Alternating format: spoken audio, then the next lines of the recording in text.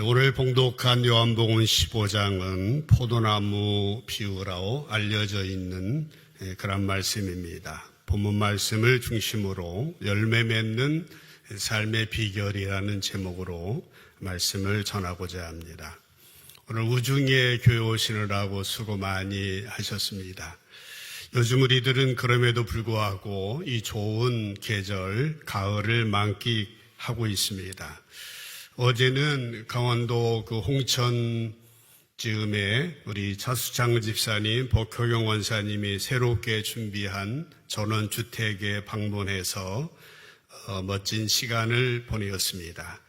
오가는 길 맑고 청명한 공기를 마시면서 하나님이 만드신 아름다운 대자연을 보면서 즐거운 시간을 가졌는데, 예로부터 우리 조상들은 가을을 가리켜서 천고마비의 계절이다 그렇게 했습니다. 하늘은 높고 말이 살찐다 그러는데 우리들 보고 살찐다는 말인지도 모르겠습니다. 이렇게 정말 가을이 곡식이 익어가는 풍성한 풍요로운 계절을 보내고 있습니다. 또 가을을 가리켜서 등화가친의 계절이다라는 말도 많이 했었습니다. 가을밤은 기온이 선선하기 때문에 등불을 가까이 하고 책을 읽기에 좋은 계절이다라고 하는 의미겠죠. 이 계절에 성경을 비롯해서 좋은 책을 가까이 해보시기를 바랍니다. 또 가을의 경치를 가리켜서 만추가경이다 그런 말도 많이 했었습니다. 늦가을의 경치가 아름답다라고 하는 말이죠. 좋은 계절에 이번 목요일 날에는 백선생과 함께하는 문화기행이 있는데 저도 가고 싶어서 어제 지원을 했더니 정원이 넘쳐가지고 못 갈 것 같습니다.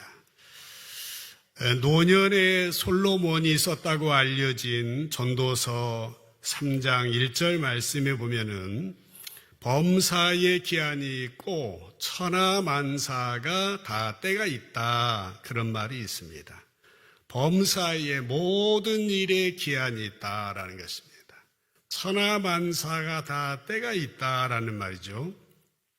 쉬운 성경에 보니까 하늘 아래 모든 일에는 정한 때가 있고 시기가 있는 법이다라고 하는 것입니다. 모든 일에는 정해진 시기가 있다라고 하는 것이죠. 그렇습니다. 우리는 모두 다 공감하고 이해하는 말씀입니다. 이 구절을 이용해서 유명한 그 미국의 포크송 중에 턴이라는 그런 노래가 있습니다. To everything turn. There is a season turn. 제가 옛날에 7080 시절에 들었을 때는 주디 콜린스라고 하는 그 가수가 부른 것으로 알았는데 찾아보니까 전설적인 폭송 싱어송라이터이고 사회운동가인 피터 시거라고 하는 사람이 이 곡을 작곡했다라고 하는 것이죠. 이 사람이 전하고 싶은 메시지가 전도서에 나오는 모든 것에는 때가 있으니 너무 늦기 전에 턴해라, 돌이키어라 라고 하는 그런 의미이겠습니다. 그렇습니다. 범사에는 기한이 있습니다. 만물에는 때가 있는 것입니다. 봄, 여름, 가을, 겨울, 추나 추동이 있고 아침, 점심, 저녁, 밤이 있는 것처럼 범사의 기한이 있고 만물의 때가 있다고 하는 진리는 만고불변의 진리입니다. 우리가 이 말을 제대로 깨닫게 되어지면 무슨 일을 만나도 조급하지 아니할 것입니다. 조바심 내지 아니할 거예요. 여유 있게 살아갈 수가 있고 순리에 따라서 살아갈 수 있고 기다릴 수 있는 것입니다. 이 진리를 제대로 깨닫기만 하면 결코 조바심을 내지 아니할 겁니다. 왜 그래요? 모든 일에는 하나님의 때가 있으니까요. 하나님의 섭리가 있으니까요. 하나님의 경륜이 있으니까 만사를 맡기고 평안하게 살아갈 수 있겠다라고 하는 것입니다. 그 다음 2절에 솔로몬은 이어서 이런 말을 했습니다. 날 때가 있고 죽을 때가 있으며 심을 때가 있고 심은 것을 뽑을 때가 있다라고 하는 것이죠. 그렇습니다. 우리의 인생에는 태어날 때가 있다면 죽을 때가 있어요. 심을 때가 있으면 거둘 때가 있는 것입니다. 여러분, 농부는 어떠합니까? 봄철에 씨앗을 뿌리게 됩니다. 기대하는 마음을 가지고 씨앗을 뿌립니다. 비바람이 치는 여름, 뜨거운 여름이 지나 가을이 되게 되면 농부는 익은 곡식을 거둡니다. 열매를 거두게 됩니다. 농부는 심고 거두는 하나님의 법칙을 알기 때문에 수확의 기쁨을 생각하면서 어려워도 힘들어도 시간이 필요해도 열심히 땀을 흘리면서 뿌린 씨앗이 열매 맺을 길을, 뿌린 씨앗이 결실을 맺기를 기다리면서 수고와 노력을 이행해 가게 되어지는 것입니다. 그래서 열매를 맺는 거예요. 지난 주일에 우리가 추수감사절을 지켰습니다마는 매년 감사하게도 김정자 권사님이 아주 멋진 과일을 준비하시고 우리 윤신중 권사님이 예쁘게 장식하셔서 탐스러운 과실을 강단에 하나님께 봉헌하는 그런 시간을 가졌습니다. 과일을 볼 때마다 이렇게 아름다울 수가 있는가? 이런 수채화의 화가가 그림을 그린 정말 색깔도 곱고 아름답게 멋지게 익은 열매들을 보면서 우리는 감탄하며 감격하게 되어지는 것입니다. 예수님은 종종 이 열매를 이용해서 진리의 말씀을 가르치게 됩니다. 마태복음 7장 18절 20절에 보면은 좋은 나무가 나쁜 열매 맺을 수 없고 못된 나무가 아름다운 열매 맺을 수 없다. 19절에 아름다운 열매 맺지 아니하는 나무마다 찍혀 불에 던져진다 하면서 20절에 이렇게 말했습니다. 이러므로 그들의 열매로 그들을 알게 될 것이다. 그 열매의 중요성에 대해서 우리말 성경으로 다시 한번 읽어보시면은 좋은 나무가 나쁜 열매 맺을 수 없고 나쁜 나무가 좋은 열매 맺을 수 없다. 좋은 열매를 맺지 않는 나무는 모두 찍어 불에 던진다. 이와 같이 너희는 그 열매를 보고 그들을 알게 될 것이다. 그렇게 말하였어요. 여기서 열매는 무슨 말입니까? 열매라고 하는 말은 우리의 삶, 우리의 행동을 나타내는 말인 것입니다. 열매를 보면 그 사람을 알 수 있다는 거예요. 열매를 보면은 그 사람의 삶을 알 수 있다라고 하는 것입니다. 우리는 이 가을에 풍성하게 맺힌 열매들을 바라보면서 우리 자신에게 질문해 봐야 합니다. 나는 정말 지난 한 해 동안 어떤 열매를 맺었던가? 내가 살아온 인생 동안 어떠한 열매를 맺었던가? 이것이 바로 결실의 계절에 주님이 저와 여러분들에게 주신 질문이다라고 하는 것입니다. 나는 정말 어떤 열매를 맺어가고 있는가? 어떤 삶을 살고 있는가? 여러분, 우리들은요, 각자 나름대로 풍성한 열매를 맺기 위하여서 노력합니다. 계획을 세우죠, 전략을 세웁니다, 목표를 세우고 그 일을 추진해 나갑니다. 우리는 열매를 얻기 위하여서 애를 쓰고 노력합니다. 정성을 다하게 되는 것입니다. 땀을 흘리는 것이죠. 불안당이라고 하는 말이 있어요. 안 입을 자, 땀 한자. 땀을 흘리지 않고 뭔가 얻으려고 하는 사람을 불안당이다. 그런 말을 씁니다.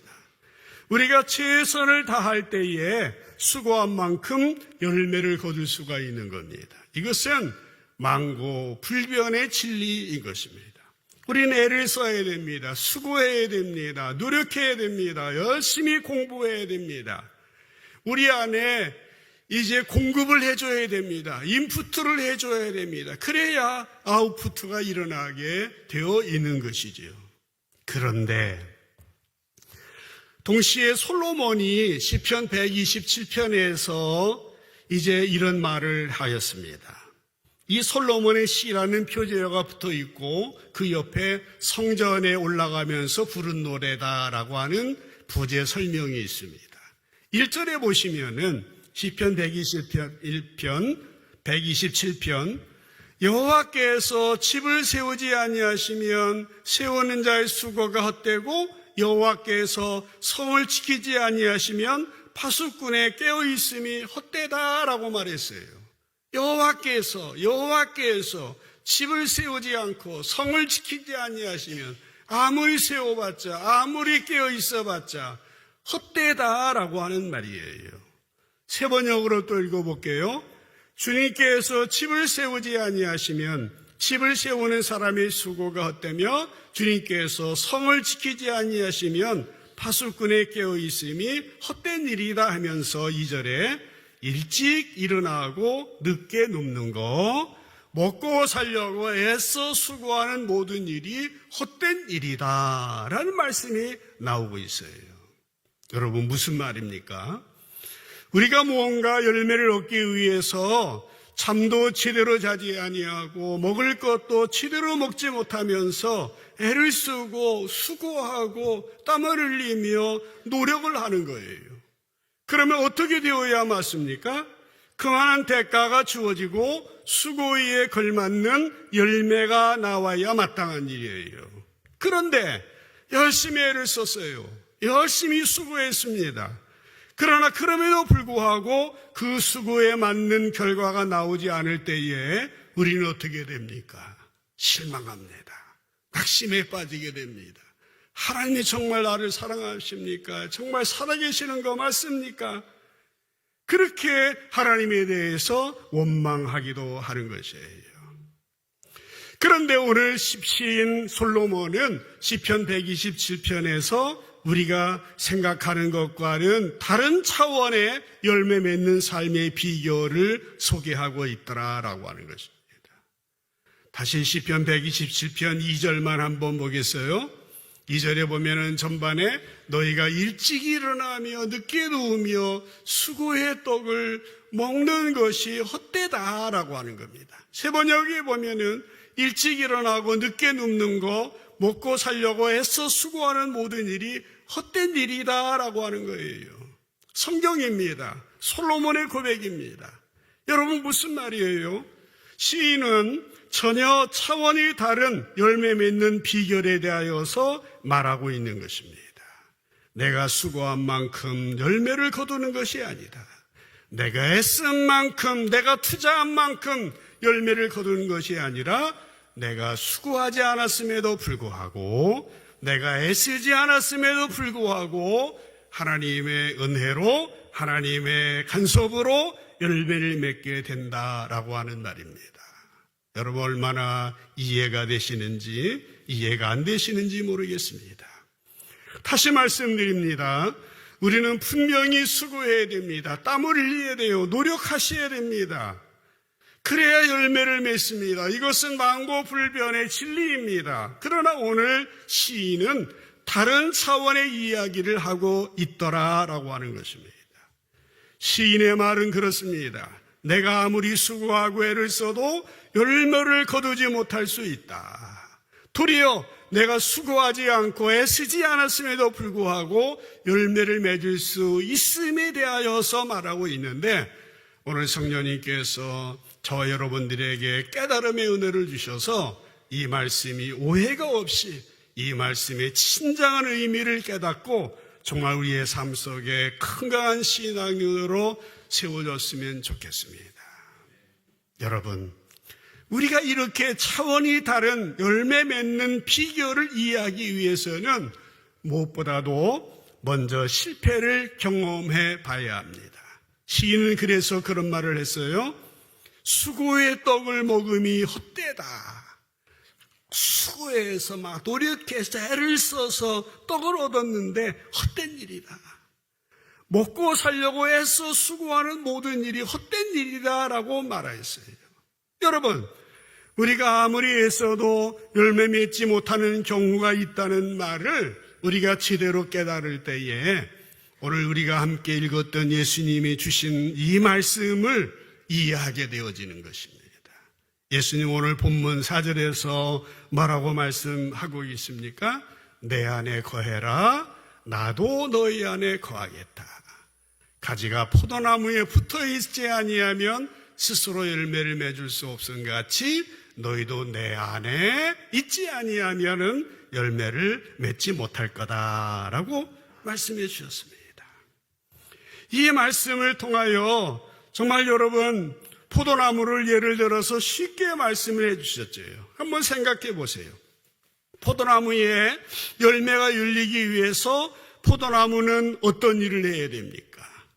포도나무 가지에 탐스러운 포도송이가 달리려면 가지는 무엇을 해야 됩니까? 어떻게 해야 됩니까? 막 가지가 막 애를 써서 막 흔들어야 됩니까? 노력 뭐를 해야 됩니까? 답이 너무 쉬운 질문이라서 말도 안 되는 질문이라고 생각하실 수도 있습니다. 여러분, 가지가 할 수 있는 것은 아무것도 없습니다. 가지가 무엇을 어떻게 할 수 있는 것이 아닙니다. 가지가 할 수 있는 일은 그냥 포도나무에 잘 붙어 있기만 하면 되는 거예요. 가지는 그냥 잘 붙어 있기만 하면 때가 될 때에 열매가 맺히게 되는 거예요. 저절로 열매가 열리게 되어지는 것입니다. 그렇습니다. 포도나무 가지에 풍성한 열매를 맺게 하려면 포도나무가 할 수 있는 일은 하나도 없습니다. 다만 원줄기에 잘 붙어 있기만 하면 된다라고 하는 것입니다. 그렇습니다. 가지는 원줄기에 그냥 붙어 있기만 하면 됩니다. 때가 되면 절로 저절로 열매를 맺히게 되어지는 것입니다. 그런데 여러분, 한 가지 가지가 해야 하는 일이 있습니다. 그것은 뭡니까? 계속해서 포도나무 원줄기에 붙어 있으면서 나무의 원줄기로부터 수액을 공급받아야 하는 거예요. 수액 아시죠? 현대인들의 건강에 많은 관심이 있습니다. 그러다 보니까 나무의 수액을 채취해서 먹기도 하고 상품으로 팔기도 합니다. 고로쇠 나무 수액이라든지 어느 성도님이 갖다 주셔서 저도 열심히 먹었던 때가 있었는데, 그 수액은 각종 몸에 좋은 미네랄이 많이 들어있다고 해서 건강에 좋다고 합니다. 이렇게 가지에 포도나무 열매가 풍성하게 열리기 위해서는 포도나무에서 가지로 수액이 공급되어져야 합니다. 그러나 가지가 부러지거나 가지가 잘렸거나 그러면 당연히 수액은 공급되지 않겠지요. 결국 열매는 맺힐 수 없는 것입니다. 4절에서 예수님은 포도나무의 열매가 맺히는 원리를 제자들에게 설명해 주시면서 4절에서 말씀을 하고 있어요. 내 안에 거하라, 나도 너희 안에 거하리라. 가지가 포도나무에 붙어 있지 아니하면 스스로 열매를 맺을 수 없음 같이 너희도 내 안에 있지 아니하면 그러하리라. 예수님은 포도나무를 통하여서 주님 안에 거함으로 열매 맺는 비밀을 말씀해 주셨습니다. 여러분, 이스라엘의 그 날씨 아시죠? 아열대로 포도나무를 많이 재배했습니다. 그들은 포도 열매를 따서 포도주를 만듭니다. 물이 귀한 이스라엘에는 포도주가 사실 일상의 음료였습니다. 마태복음 11장 19절에 보면은 이제 많은 사람들이 예수님을 비난하였습니다. 인자는 와서 먹고 마시며 말하기를, 보라, 먹기를 탐하고 포도주를 즐기는 사람이다. 세리와 죄인의 친구로다. 이렇게 예수님에 대해서 비난하기도 했었던 것이죠. 예수님은 이렇게 포도나무 재배에 익숙했던 제자들에게 말씀을 해 주셨다고 하는 것입니다. 우리가 읽지 않았습니다마는 요한복음 15장 1절에 보면은 나는 포도나무요 내 아버지는 농부다로 이 구절이 시작이 되어집니다. 하나님이 이 포도원의 농부래요. 그러면서 5절에 보면은 예수님 자신을 포도나무로 비유하셨고 너희는 가지라, 제자들을 가지로 비유하셨습니다. 4절로 돌아가서 보면은 예수님은 가지가 포도나무에 붙어 있지 아니하면 스스로 열매를 맺을 수 없다고 하시면서 포도나무에 붙어 있어야 열매를 맺는다는 진리를 제자들의 삶 가운데 적용하셨던 겁니다. 이 구절을 쉬운 성경으로 다시 한번 보면은 내 안에 있어라, 그러면 나도 너희 안에 있겠다. 가지가 포도나무에 붙어 있지 아니하면 스스로 열매를 맺을 수 없듯이 너희도 내 안에 있지 아니하면 스스로 열매를 맺을 수 없다. 그렇게 말씀하셨습니다. 여러분, 가지가 포도나무에 붙어 있어야 한다고 하는 말은 무슨 말인지 이제는 좀 이해가 오셨습니까? 한마디로 말해서 예수님 안에 있어야 한다라고 하는 말입니다. 예수님 안에. 나는 예수님 안에 있고 예수님은 내 안에 있는 것. 이것입니다. 이것이 예수님과 나누는 친밀한 교제, 열매 맺는 비결이다라고 하는 것입니다. 그런데 여러분, 많은 이들이 이 말씀을 잘 이해하지 못하고 예수님과 어떻게 친밀한 교제를 나누냐고 그렇게 질문하기도 합니다. 우리가 예수님과 친밀한 교제를 나누는 방법은 주님 안에 거하는 거예요. 7절에서 그렇게 더 자세하게 설명을 해주고 있어요. 7절에 너희가 내 안에 거하고, 같이 한번 읽어볼게요. 7절 시작. 너희가 내 안에 거하고 내 말이 너희 안에 거하면 무엇이든지 원하는 대로 구하라. 그리하면 이루리라. 아멘.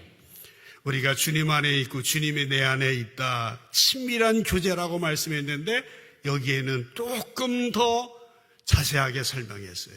너희가 내 안에 있고 내 말, 예수님의 말씀이 우리 안에 있을 때라고 하는 것입니다. 우리가 풍성한 열매를 맺는 비결은 주님 안에 거하는 것, 친밀한 교제를 나누는 것. 친밀한 교제를 나누는 것은 주님의 말씀을 읽고 그 말씀을 배우고 그 말씀을 묵상하고 그 말씀을 실천하는 것. 이것이 풍성한 열매를 맺는 비결이다라고 하는 것입니다.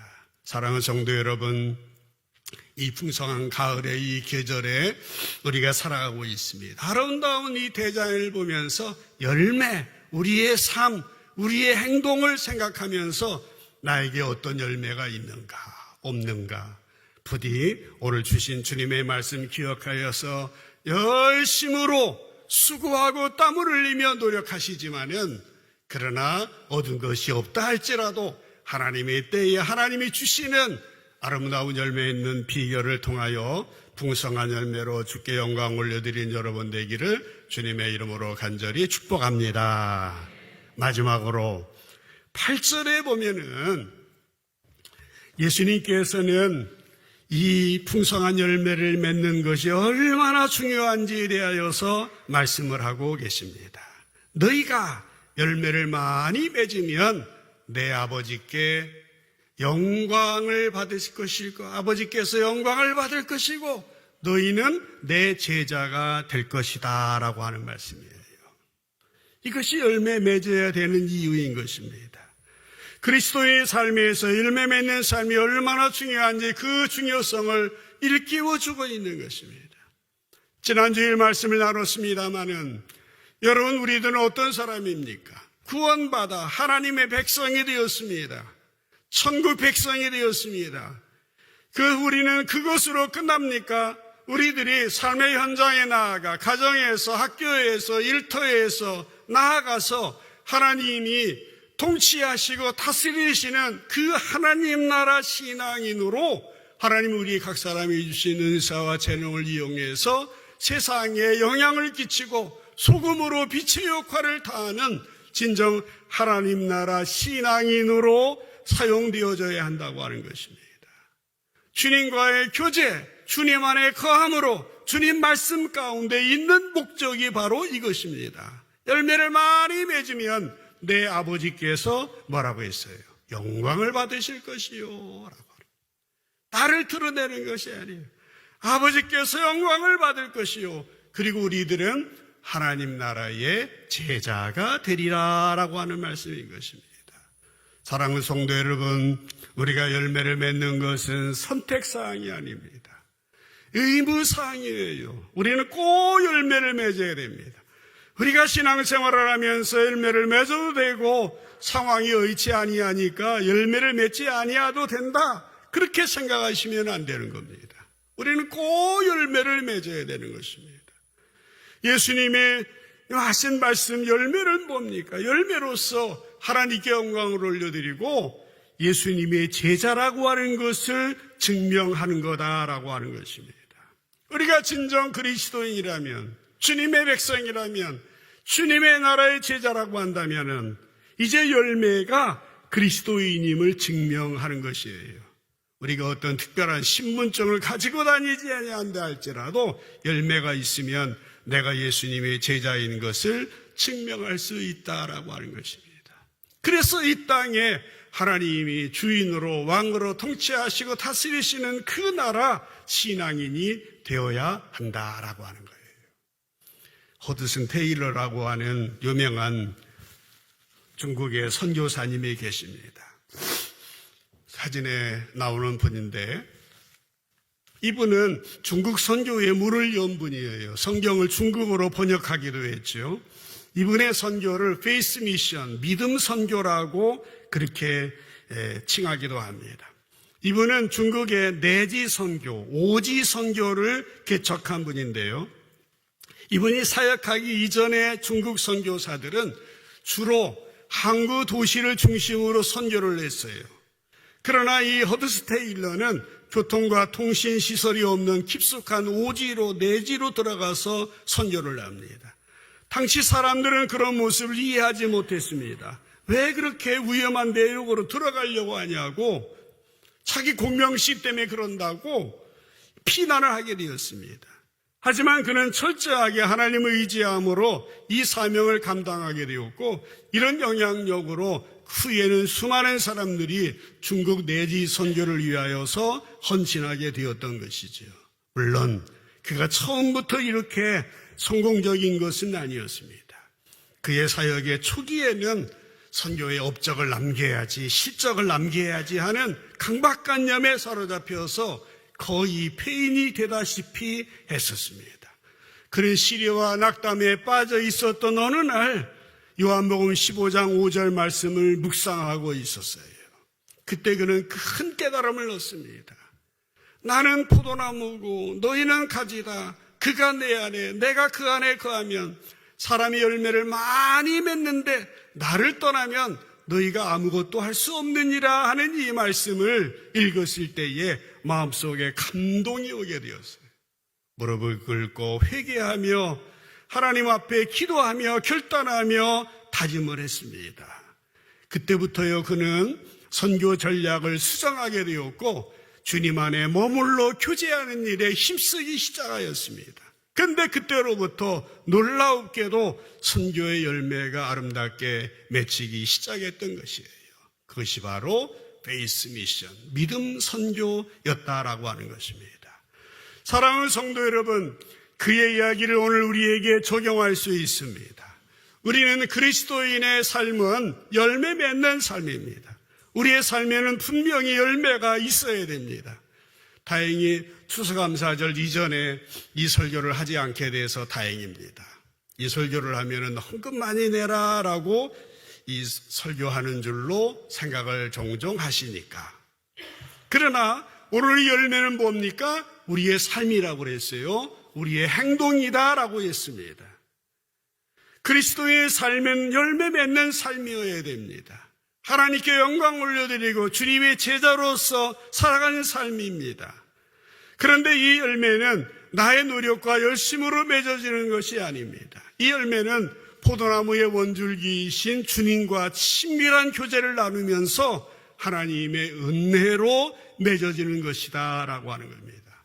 그러므로요, 우리의 삶에는 두 가지 삶의 스타일이 있을 수 있습니다. 첫째는 자기의 노력으로 열매 맺는 삶의 스타일이 있을 수 있고, 또 하나는 하나님의 은혜로 열매 맺는 삶의 스타일이 있을 수 있습니다. 그런데 오해하시지는 말기를 바랍니다. 이 두 가지 중 어느 하나를 선택하라는 말씀은 아니에요. 처음에 말씀드렸죠? 우리는 노력해야 됩니다. 수고해야 됩니다. 땀을 흘려야 됩니다. 공부해야 됩니다. 열심을 내야 됩니다. 그때 열매를 맺습니다. 그러나 그것이 다 아니다라는 거예요. 그것을 포함해서 모든 것 하나님의 은혜로 맺혀지는 신앙의 그 원리를 우리가 알아야지만 된다라고 하는 거예요. 신명기 8장 3절 예수님도 인용하셨던 구절인데요. 거기 보면은 마지막에 어떻게 했어요? 사람이 떡으로만 사는 것이 아니라 여호와 입에서 나오는 모든 말씀으로 사는 줄을 너희가 알게 하려고 내 조상들도 알지 못하던 만나를 너희에게 먹이셨다. 그런 말씀이 나와요. 무슨 뜻입니까? 사람이 사는 것은 떡으로만 사는 것이 아니다라고 하는 거예요. 사람이 떡만 가지고 결코 만족할 수 없다라는 거예요. 여러분, 사람이 떡으로 사는 것은 당연한 거예요. 분명한 겁니다. 그러나 여호와 입에서 나오는 말씀으로 산다고 하는 사실에 대해서 분명하게 알아야 된다라고 하는 겁니다. 여러분, 우리가 아무리 애써도 우리의 노력만으로는 살 수 없는 거예요. 그래서 우리가 최선을 다해서 살아야 하지만은 매사를 하나님을 의식하며 하나님의 은혜 안에서 살아야 되는 거예요. 여러분, 다시 여러분의 삶을 한번 점검해 보시기를 바랍니다. 풍성한 열매가 있는지, 그렇다면 감사하시기 바랍니다. 그리고 더더욱 내가 했으니까가 아니라 주님께 더 붙어 있어야 됩니다. 더 겸손해지셔야 됩니다. 혹시 열매가 없으십니까? 그렇다면 지금 나의 믿음 생활을 점검해 보시길 바랍니다. 주님이 오늘 말씀해 주신 열매 맺는 삶의 비결을 깨달으셔서 항상 주님 안에 거하시길 바랍니다. 주님 안에 붙어 있고 주님과 친밀한 교제를 나누는 거예요. 내 노력으로가 아니라 내가 애써 수고한 대가로서가 아니라 하나님의 은혜로 열매 맺는 새로운 차원의 그리스도인의 삶에 대하여서 눈이 열려져야 하는 것입니다.